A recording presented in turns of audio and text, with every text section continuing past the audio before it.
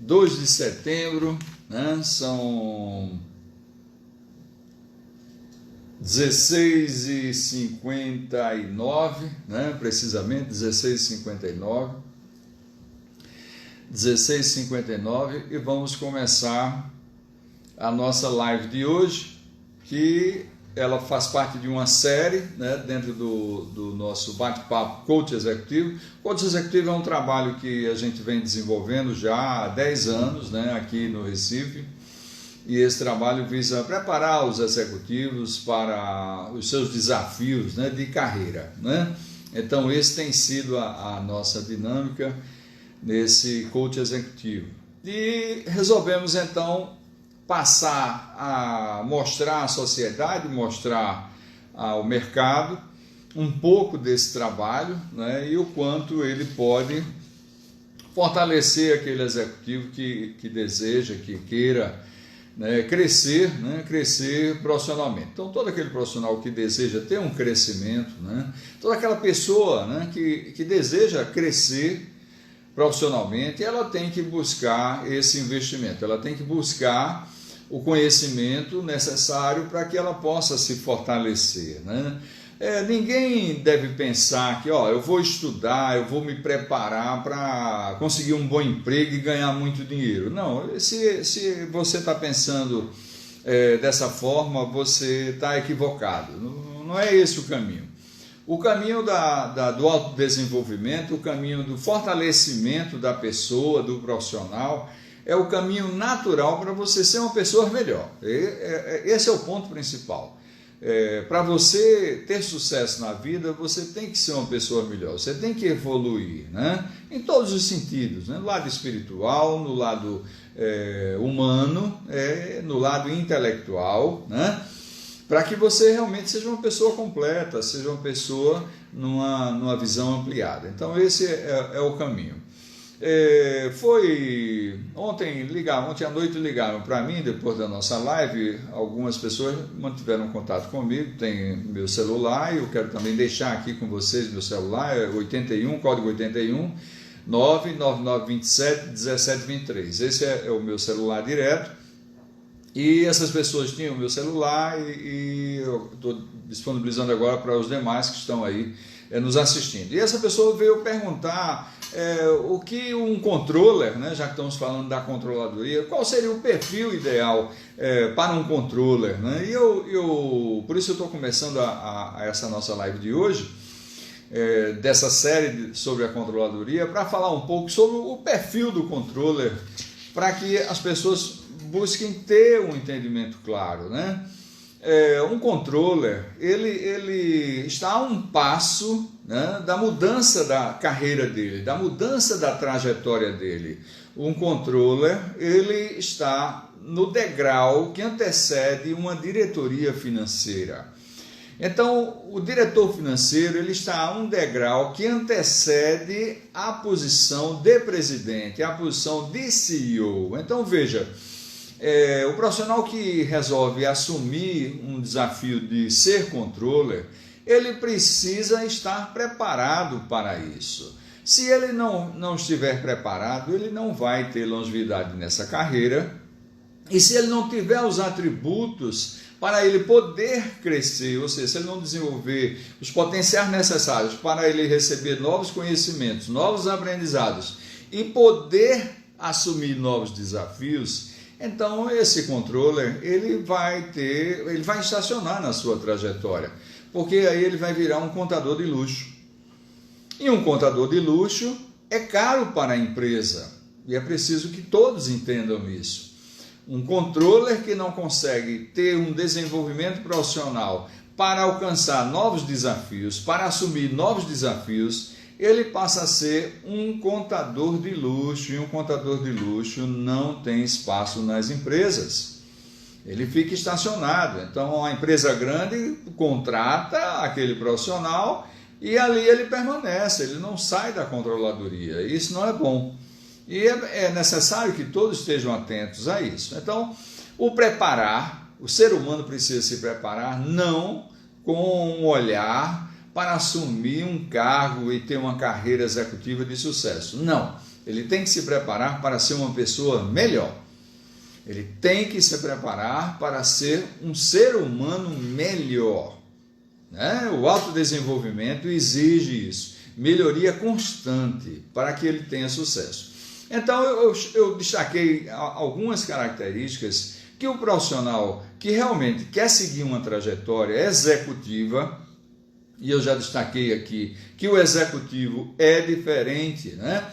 O executivo, ele tem que ser igual a um empresário. Se o executivo não pensa, não age, não tem as atitudes empresárias, ele tende a ser um gerente. Apenas um gerente. E um gerente, ele cumpre regras, ele não cria regras, ele não desenvolve. Ele simplesmente administra o que já existe, ele não transforma. Então, não é esse o caminho. Um executivo é diferente. Um executivo, ele que tem uma liderança transformadora, protagonista. O empresário todo empresário é um líder protagonista. Quero destacar isso para vocês. Todo empresário é um líder protagonista, porque ele assume riscos, ele bota o capital dele na frente, ele emprega, ele gera emprego, ele transforma. Então ele trabalha com todos os players da sociedade. Isso é um empresário. E o executivo tem que ser um empresário com uma perspicácia acima, porque o executivo vai administrar o capital do empresário. O executivo vai administrar o risco, que é o capital do empresário.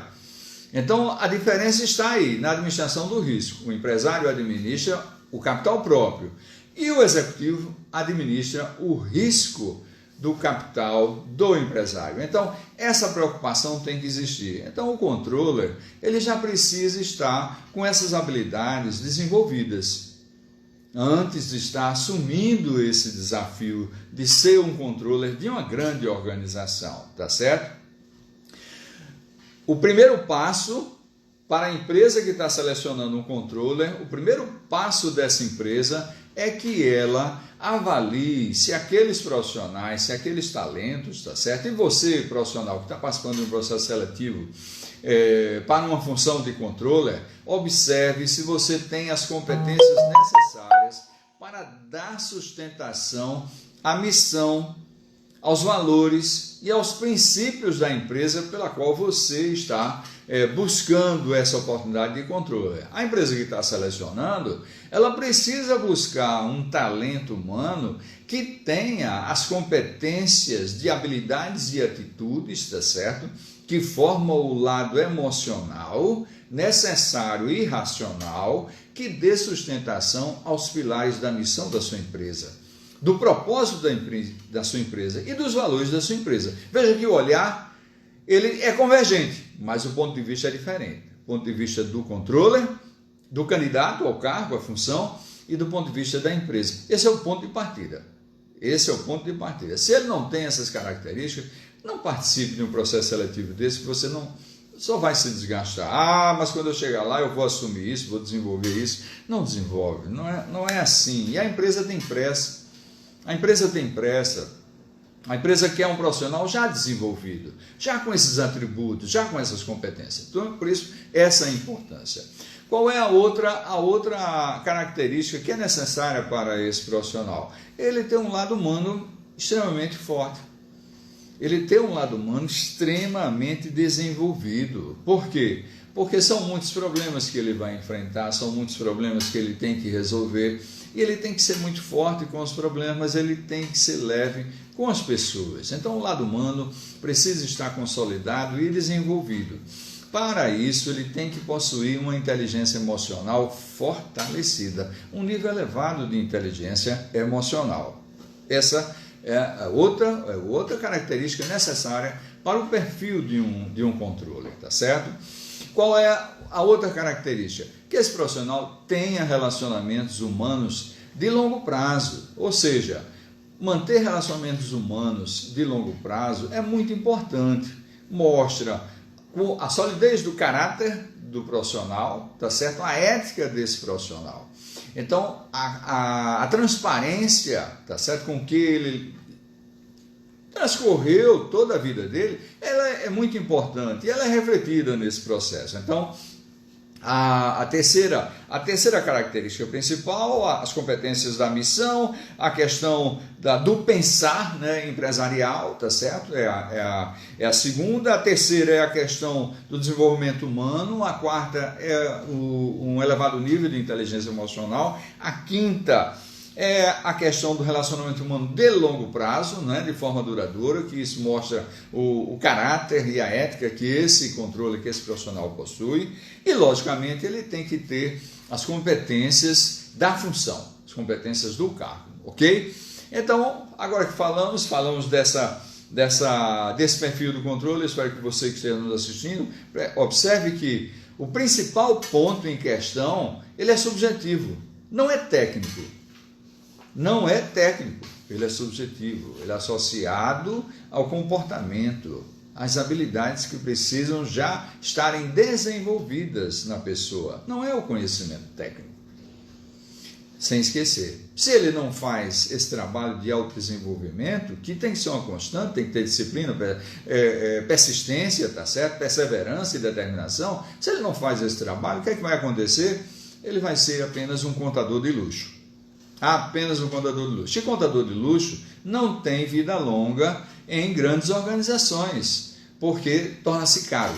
Aliás, em nenhuma empresa, né? Em nenhuma empresa tem vida longa aquele profissional que se estaciona, né? Chegou o máximo, é um analista pleno, chegou o máximo na carreira, top da remuneração de analista pleno, é demitido. Porque ele não tem potencial para assumir o novo desafio. Mas a empresa é ruim. Não, a empresa não é ruim. Você tem que se capacitar e se autodesenvolver, não pensando numa empresa, mas pensando em você. Você vai ter sucesso se você faz isso. Vou me preparar para um emprego. Não, se você busca se preparar para um emprego, se prepare para vencer na vida, como empresário ou como empregado. Se prepare. A premissa número 1 é essa. Se você não se preparar, aí você realmente não vai conseguir, não vai ter isso, tá certo? Muito bem. Nós agora vamos entrar na linha de ação do trabalho, que é da controladoria, que você tem que fazer para implantar a controladoria na sua empresa. Discutimos ontem as áreas que compõem a controladoria, tá certo? De uma empresa, e vamos agora entrar na área de controle interno, certo? A área de controle interno é uma área em si dentro da controladoria, que é o grande guarda-chuva. O grande guarda-chuva é a controladoria. Então, a área de controle interno é uma área específica dentro da controladoria. Controle interno, tá certo? É tudo que dá sustentação ao sistema de informações, ao sistema organizacional de uma empresa. Então, na hora que a gente está falando, o processo de venda, ali estão os controles internos. Então, o que é o controle interno? É um conjunto de normas, procedimentos, processos, pessoas. Olha lá, o conjunto, né? Normas, procedimentos, processos e pessoas. Então, esse conjunto, que é chamado de controle interno, é que dá sustentação às informações que a empresa gera no seu dia a dia. Por isso, resolvemos começar a falar dessa área de controle interno, porque ela é muito importante e é ela que sustenta a informação que está lá no balanço da empresa. Está lá no balancete, que chega no balancete da empresa. É sustentada pelos controles internos, ok?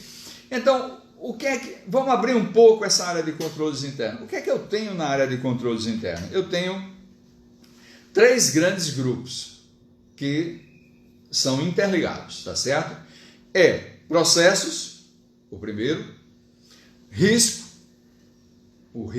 avaliação de risco, tá certo? É parte integrante. Alguns professores, alguns mestres resolvem colocar a área de risco, controle de risco, como uma área à parte, tá certo? Dentro da controladoria. Nós estamos sugerindo a avaliação de risco dentro da área de controle interno por conta de processos. Então, processos, avaliação de riscos e normas e procedimentos. Essas 3 áreas, esses 3 componentes, esses 3 pilares compõem o controle interno da área da controladoria. Lembrando que a controladoria, tá certo, tem o objetivo de gerenciar, de controlar a empresa de forma econômica e financeira, tá certo? Para isso, ela tem todas as áreas que dão sustentação a isso e que permitem avaliar como está a empresa em todo sentido. Então, o controle interno, na hora que a gente está olhando processos, avaliação de risco e normas e procedimentos, a gente vê o quanto é importante essa área. Eu quero falar hoje com vocês de um pilar, que é o pilar de processos, né?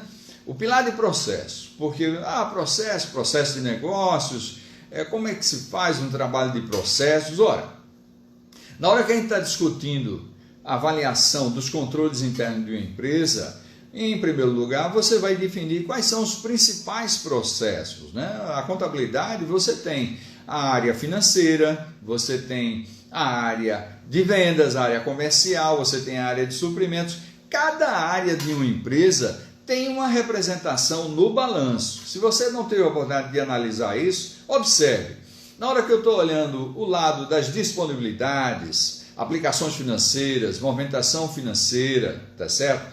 Contas a receber, ok? Contas a pagar, essa área é específica do financeiro. Então veja, cada função do organograma da empresa tem contas contábeis financeiras respectivas no balanço da organização. E o que dá sustentação a tudo isso são os controles internos. Então, na hora que a gente está falando, processos, que é o primeiro pilar dos controles internos, nós temos que fazer o mapeamento desses processos. Mas como mapear os processos de uma empresa?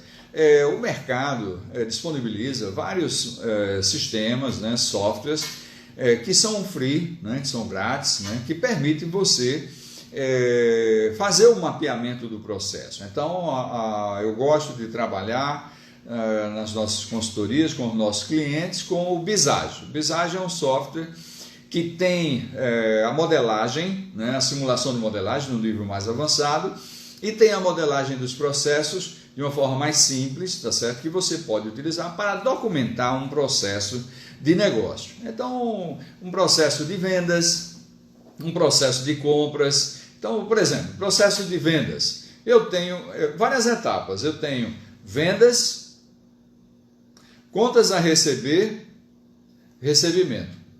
Olha lá, esse é um processo de vendas. Vendas, contas a receber, recebimento. Aí eu estou fechando um processo. Aí eu vou olhar um outro lado, vou olhar um processo de compras. Aí eu tenho compras, contas a pagar, pagamentos. Isso é um outro processo. Aqueles que ainda não têm uma visão do processo, o processo ele transita em todas as áreas de uma empresa. Existem alguns cargos que é o gerente de processo. Então o gerente de processo ele entra em todas as áreas, independente daquela área tem um gerente, mas ele entra lá porque ele é o gestor do processo. E isso permite que o processo seja fortalecido, claramente, né? Então, na hora que a gente está falando do controle interno e da área de processo, o primeiro trabalho que temos que fazer é modelar, tá certo? É mapear os processos que existem na sua empresa. Hoje, do jeito que eles estão, precisamos mapear esses processos. Quando você mapeia o processo, quando você documenta o processo de negócio, você está tendo a oportunidade de você ver, né? De você entender, de você compreender como é o processo de negócio. Então, ao compreender o processo de negócio e documentar, tá certo? E documentar, mapeando esse processo, você vai ter a oportunidade de registrar como é o processo. Agora, fez o mapeamento? Fiz. Agora vamos para uma outra etapa. Qual é a etapa? É justamente analisar o processo e identificar nele quais são os pontos de controle. Ou seja, mapeou um processo, vendas com recebimento, agora identifique, analise esse processo e procure identificar quais são os pontos de controle do processo. Quais são os controles chaves, ou seja, aqueles controles que, se eles funcionarem com precisão, não vai permitir uma fraude. não vai permitir, tá certo, que haja um desvio de recurso, né, de ativos da sua empresa. Então, os controles chaves, eles precisam ser identificados na análise do processo, na análise do mapeamento do seu processo. Os controles chaves, eles têm que estar em cima de combinação de procedimentos. Ele não pode estar em cima de pessoa. Quer dizer, o ponto de controle é a pessoa. Não, aqui o empresário chega, eu tenho segurança porque aqui o meu profissional tem 30 anos de casa e eu não tenho desvio, não tenho problema, porque eu sei que ele protege a minha empresa e pá. Veja, o ponto de controle é a pessoa. Não pode. O ponto de controle tem que ser os procedimentos.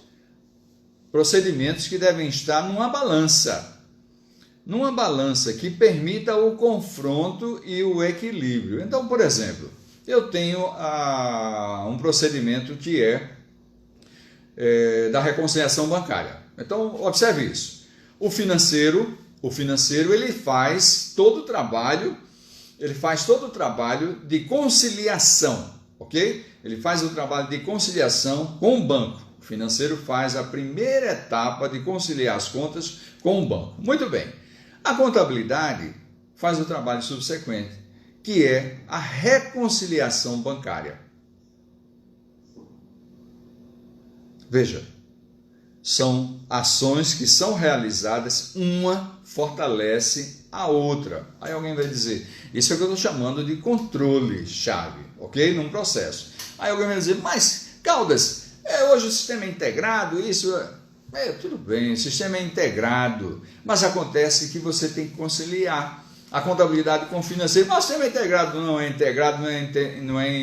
real, não é em tempo real. E você tem que conciliar a posição contábil com o sistema financeiro. Você tem que fazer essa conciliação.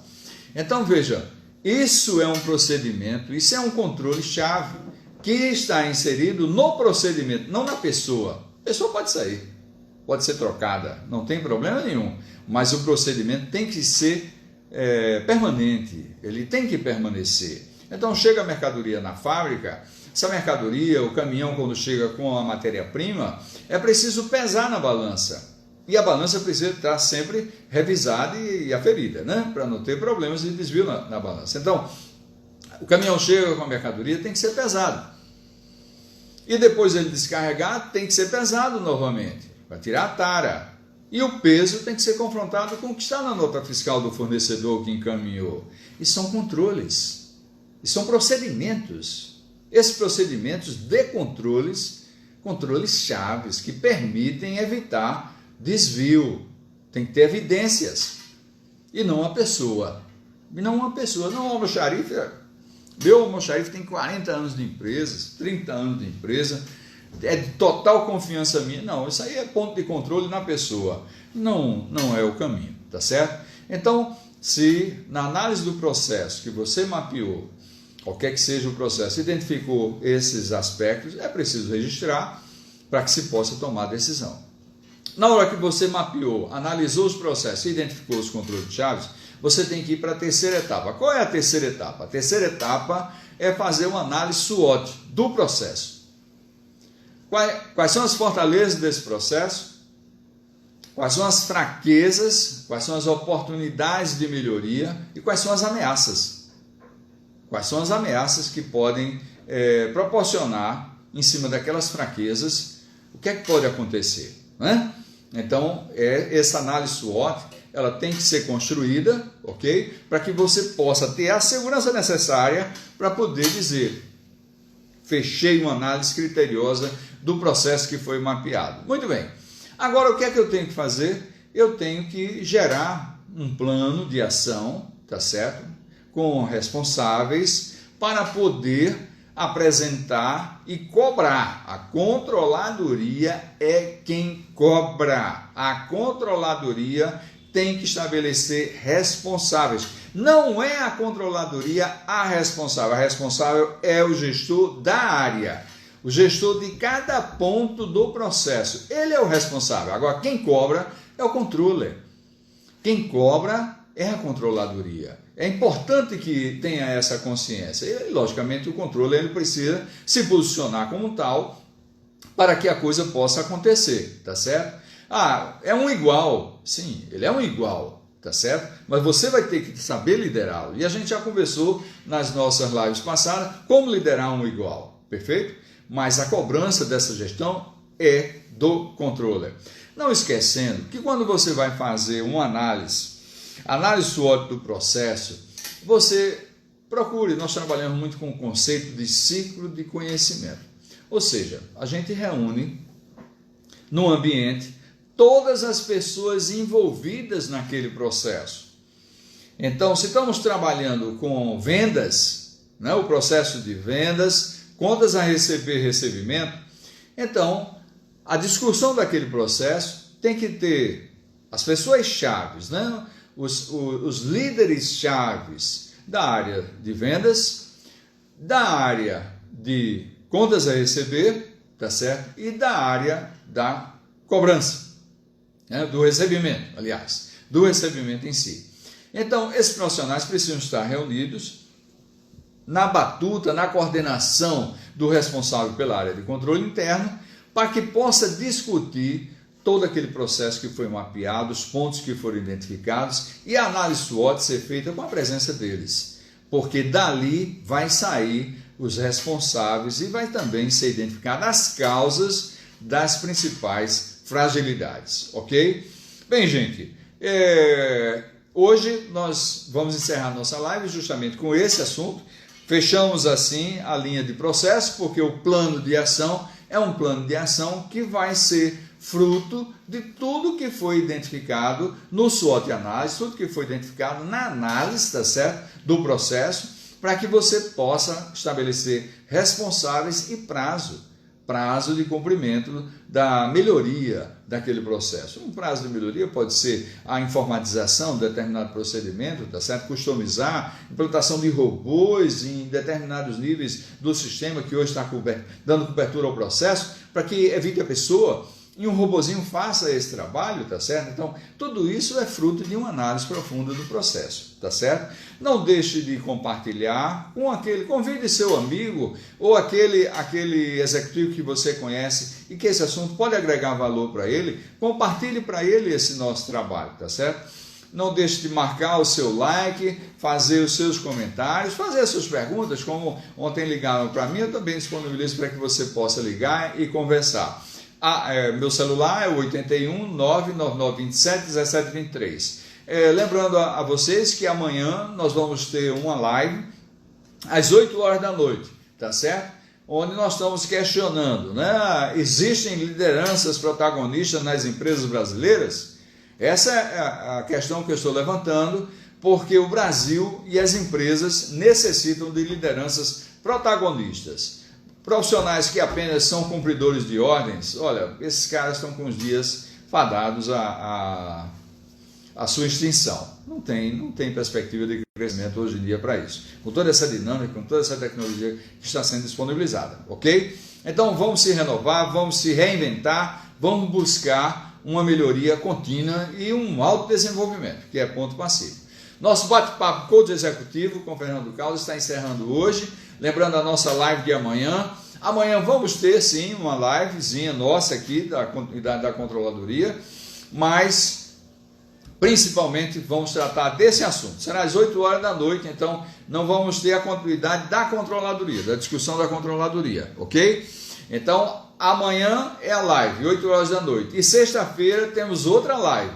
É a live com o nosso executivo, o principal executivo de empresas nacionais e internacionais, que é o Leonardo Estevam, vai estar conosco às 13 horas da sexta-feira. E amanhã, às 20 horas, estaremos aqui conversando na nossa live com o Eliabe Serafim, que é o presidente da Abraginfor. Então, contamos com a presença de vocês e até amanhã. Tudo de bom. Um abraço.